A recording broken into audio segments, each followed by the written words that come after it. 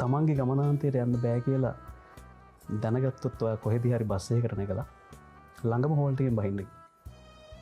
ඇයි දුර යන්න යන්න ඉතුරු ටික ආයි ආපස්සට තනියෙන් එන්න වෙනවා. නිකමටවත් කොයි රටේද අහගන්නත් බැරි වුණානේ මල් දහයෙන් නොය මතකය සෙමින් සෙමින් ලං වුණාවේ අනේ